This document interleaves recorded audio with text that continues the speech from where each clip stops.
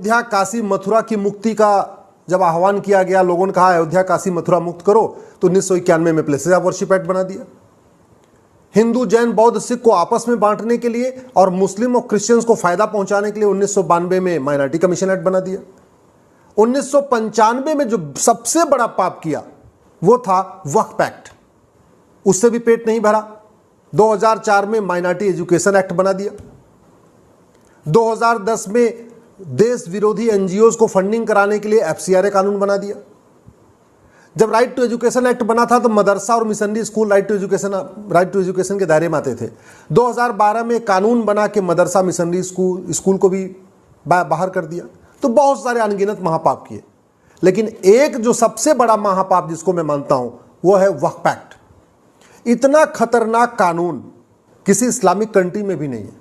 Iran, Iraq और पाकिस्तान, अफगानिस्तान, बांग्लादेश में भी ऐसा कानून नहीं है कि जहां एक वक्फ बोर्ड बना हो और जहां वो उंगली रखे वो जमीन वक्फ की हो जाएगी। इतना खतरनाक कानून, संविधान की धज्जियां उड़ा दिया ये कानून बनाने में। ऐसा वक्फ एक्ट जैसा कानून न हिंदू के लिए है, न जैन के लिए है, न बौद्ध के। इतनी पावर दे दिया है कि अगर वो सुप्रीम कोर्ट के कंपाउंड पे अपना दावा ठोक दे तो सुप्रीम कोर्ट के रजिस्ट्रार जनरल कोर्ट नहीं जा सकते, बल्कि उनको भी वक्फ बोर्ड के सामने पेश होना पड़ेगा। अगर वक्फ बोर्ड राष्ट्रपति भवन का जो मुगल गार्डन था उसको कह दे ये वक्फी प्रॉपर्टी है, तो राष्ट्रपति भवन के अधिकारी कोर्ट नहीं जा सकते उसके नोटिस के खिलाफ, उनको भी वक्फ बोर्ड के सामने पेश होना पड़ेगा। इतना पावरफुल है। इस कानून को मैंने दिल्ली हाई कोर्ट में चैलेंज किया है। केंद्र सरकार ने यह बताया है कि अब पूरे देश में 120 पीआईएल आ चुकी है। इसके लिए मैं इस देश के जागरूक हिंदुओं को धन्यवाद देता हूं। हिंदू का मतलब हिंदू, जैन, बौद्ध, सिख, जिन्होंने भी 120 पीआईएल फाइल किया। मुझे सबके बारे में नहीं पता किसने किसने पीआईएल फाइल किया, लेकिन जिसने भी इस कानून के खिलाफ पीआईएल फाइल किया उन सबको मैं धन्यवाद देता हूं कि कम से कम इस घटिया कानून के खिलाफ पूरे देश में 120 पिटीशन आ चुके हैं।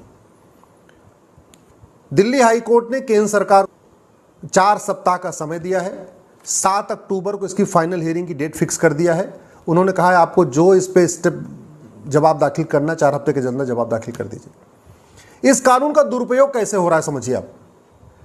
भोपाल जो मध्य प्रदेश की राजधानी है, वहां से झबुआ 700 किलोमीटर दूर है। झबुआ में आदिवासी रहते हैं। ये वक्फ बोर्ड के लोग जाते हैं, आदिवासियों को कहते हैं ये जमीन वक्फ की है।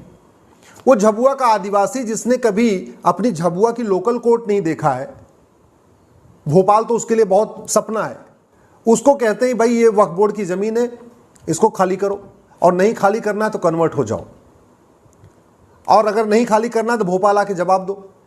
तो मजबूरी में आदिवासी क्या करे, अपनी जमीन बचाने के लिए कन्वर्ट हो जाता है। इस तरीके से कन्वर्जन का खेल चल रहा है। ये वक्फ बोर्ड एक दूसरा और काम ही करता है। जो बड़े बड़े अमीर लोग हैं, जो देश की राजधानी से 400 या किसी भी राज्य की राजधानी से 400-500 किलोमीटर दूर है, उदाहरण के लिए मान लीजिए मेरठ, मुजफ्फरनगर, लखनऊ से 500-600 किलोमीटर दूर है, यहाँ किसी की प्रॉपर्टी पे नोटिस भेजता है, ये कहता है भाई ये तो वक्फी प्रॉपर्टी है। अब चूंकि वक्फ बोर्ड की नोटिस के खिलाफ लोकल कोर्ट में जा नहीं सकते, आपको राज्य की राजधानी में जाना पड़ेगा। वक्फ बोर्ड का ऑफिस केवल राजधानी में ही होता है, यानी उत्तर प्रदेश इतना बड़ा उत्तर प्रदेश है, उसका वक्फ बोर्ड का ऑफिस कहाँ है? लखनऊ में। अब मेरठ मुजफ्फरनगर वाला सोचता है कि भाई 10 बार जाके हम वहाँ लखनऊ जाएं, तारीख पे तारीख लें, इससे अच्छा 10-5 लाख रुपए देकर मामला सल्टा दीजिए। तो ये एक तरीके से एक्सटॉर्शन का भी काम कर रहा है।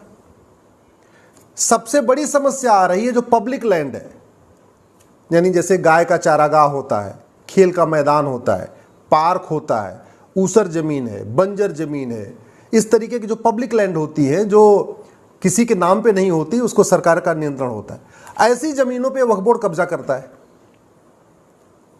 अब ये जो लेखपाल पटवारी के पास कहाँ इतना आए कि जाके लखनऊ में उसका जवाब देते रहेंगे, उस पर कब्जा कर लेता है, बोर्ड लगा देता है ये वक्फ बोर्ड की जमीन है, बस हो गया, उसका काम हो गया, जवाब देते रहो। नोटिस भेजने के पहले उसको कोई जांच भी नहीं करना है। इतनी पावर है कि जिसको मन चाहे उसको नोटिस भेज दे। और सबसे बड़ी बात, जो वक्फ बोर्ड में पूरा जो ट्रिब्यूनल, उसका कम्बिनेशन कैसा है?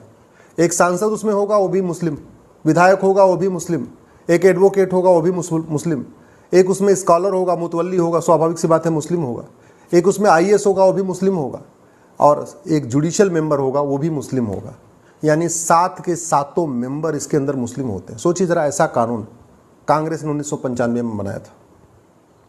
मैं केंद्र सरकार से रिक्वेस्ट करता हूं, इस पे स्टैंड अपना क्लियर करें, इसकी फाइनल हियरिंग हो। जब ये कानून पर डे हिंदू, जैन, बौद्ध, सिख की ज़मीनों पे कब्जा कर रहा है, इस कानून के जरिए एक्सटॉर्शन हो रहा है, इस वक्फ एक्ट कानून का दुरुपयोग करके धर्मांतरण हो रहा है, इस वक्फ बोर्ड कानून के जरिए एक तरीके से सरकारी ज़मीनों पे कब्जा हो रहा है। और एक बात और मैं बता दूं, ये वक्फ बोर्ड की ज़मीनों पे घुसपैठी आके रह रहे हैं। ये वक्फ बोर्ड की जो ज़मीनें हैं, उन ज़मीनों को, ये सरकारी ज़मीन को कब्जा कर रहा है और वहाँ पे रोहिंग्या बांग्लादेशियों को बसाता है। ये भी काम हो रहा है। तो घुसपैठियों की मदद कर रहा है, धर्मांतरण करा रहा है, लोगों को परेशान कर रहा है, एक्सटॉर्शन कर रहा है, सरकारी ज़मीन पे कब्जा कर रहा है, गौचर ज़मीन, खेल का मैदान पे कब्जा हो रहा है, पार्क पे कब्जा हो रहा है, और भी जितनी नदी किनारे जो ज़मीनें पड़ी होती हैं, जैसे यमुना का जो खादर वाला एरिया होता है, गंगा जी के जो किनारे वाला एरिया होता है, वहाँ पे कब्जा कर रहा है और ज़मीनें कब्जा कर करके वहाँ पे मज़ार और दरगाह भी बनवा रहा है। भारत में ये सारा का सारा खेल वक्फ कानून का उपयोग करके हो रहा है, दुरुपयोग करके हो रहा है। और इस कानून को बनाया गया पार्लियामेंट में। इसीलिए कहता हूं ये संसदीय महापाप है। संसदीय पाप तो है 1991 का प्लेसेस ऑफ वर्शिप एक्ट पाप है, 1992 का जो माइनॉरिटी कमीशन एक्ट है पाप है, FCRA पाप है, 2012 में जो कानून बना के मदरसा मिशनरी स्कूल को बाहर निकाला वो भी पाप है, साहबानों का फैसला बदलने के लिए कानून बनाया वो भी पाप है। लेकिन ये वक्फ एक्ट महापाप है, क्योंकि पूरी तरीके से ये भारत के संविधान की धज्जियां उड़ा रहा है। आर्टिकल 14 जो कहता है equality before law, equal protection of law, उसकी धज्जियां उड़ा रहा है। आर्टिकल 15 कहता है जो लोगों में भेदभाव नहीं करना है, वक्फ एक्ट उसकी धज्जियां उड़ा रहा है। आर्टिकल 16 जो कहता है सबको समान अवसर देना है, वक्फ बोर्ड उसकी धज्जियां उड़ा रहा है। आर्टिकल 21 कह रहा है जो राइट टू लाइफ लिबर्टी, ये वक्फ एक्ट उसकी धज्जियां उड़ा रहा है। तो एक तरीके से ये अपने आप में, अच्छा अगर मान लो ये माइनॉरिटी के नाम पे ये एक मान लो ये दलील ये है कि भाई ठीक है हमने अल्पसंख्यकों के लिए बनाया, तो केवल मुस्लिम ही अल्पसंख्यक हैं क्या भारत में?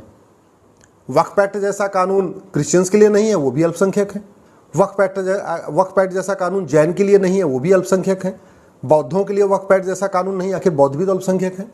सिख भी अल्पसंख्यक हैं, लेकिन उनके पास तो वक्फ एक्ट जैसा कानून नहीं है। केवल एक कम्युनिटी, मुस्लिम कम्युनिटी, जो कि भारत की सेकेंड लार्जेस्ट मेजॉरिटी है, माइनॉरिटी है ही नहीं है। पूरी दुनिया में जहां जिसकी संख्या 25 करोड़ होती है वो माइनॉरिटी नहीं कहलाता। अरे माइनॉरिटी तो होता है जो लाख, 2 लाख, 5 लाख, 10 लाख, 20 लाख हो, उसको कहते हैं माइनॉरिटी। भारत में मुस्लिम माइनॉरिटी कैसे हो सकते हैं जिनकी आबादी 25 करोड़ के आसपास हो चुकी है? तो इस कानून के खिलाफ आप लोग भी आवाज़ उठाइए, अपने अपने सांसदों और विधायकों से मिलिए। मैं हरनाथ यादव जी को धन्यवाद देता हूं जिन्होंने पार्लियामेंट में इसके खिलाफ एक बिल पेश कर दिया है। लेकिन हरनाथ यादव जी अकेले क्यों पेश करें? भाई भारत में 800 टोटल सांसद हैं लोकसभा राज्यसभा में, सभी सांसदों की ड्यूटी इसके खिलाफ आवाज़ उठाए, केवल हरनाथ जी का अकेले ड्यूटी थोड़ी है। तो मैं आपसे निवेदन करता हूं, अपने सांसद और विधायक को टैग करके ट्वीट करिए, उनसे मिलिए, उनसे जो संसदीय महापाप हुए हैं, खासतौर पे जो 1995 में वक्फ एक्ट बना, इसके खिलाफ उनको संसद में आवाज उठाने के लिए उनसे रिक्वेस्ट करिए। कांग्रेस ने वैसे बहुत सारे संसदीय महापाप किए। यूनिफॉर्म सिविल कोड लागू करने की बजाय हिंदू कोड बिल लगा दिया। सुप्रीम कोर्ट का साहबानों पर फैसला आया सबको गुजारा भत्ता मिलना चाहिए, तो बाकायदा उस फैसले को पलट दिया कानून बना के। अयोध्या, काशी, मथुरा की मुक्ति का जब आह्वान किया गया, लोगों ने कहा अयोध्या, काशी, मथुरा मुक्त करो, तो 1991 में प्लेसेस ऑफ वर्शिप एक्ट बना दिया।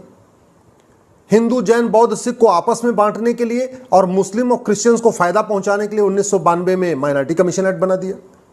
1995 में जो सबसे बड़ा पाप किया वो था वक्फ एक्ट, उससे भी पेट नहीं भरा। 2004 में माइनॉरिटी एजुकेशन एक्ट बना दिया। 2010 में देश विरोधी एनजीओज को फंडिंग कराने के लिए FCRA कानून बना दिया। जब राइट टू एजुकेशन एक्ट बना था तो मदरसा और missionary school right to education के दायरे में आते थे।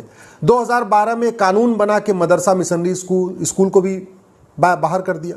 तो बहुत सारे अनगिनत महापाप किए, लेकिन एक जो सबसे बड़ा महापाप जिसको मैं मानता हूं वो है वक्फ एक्ट। इतना खतरनाक कानून किसी इस्लामिक कंट्री में भी नहीं है। ईरान, इराक और पाकिस्तान, अफगानिस्तान, बांग्लादेश में भी ऐसे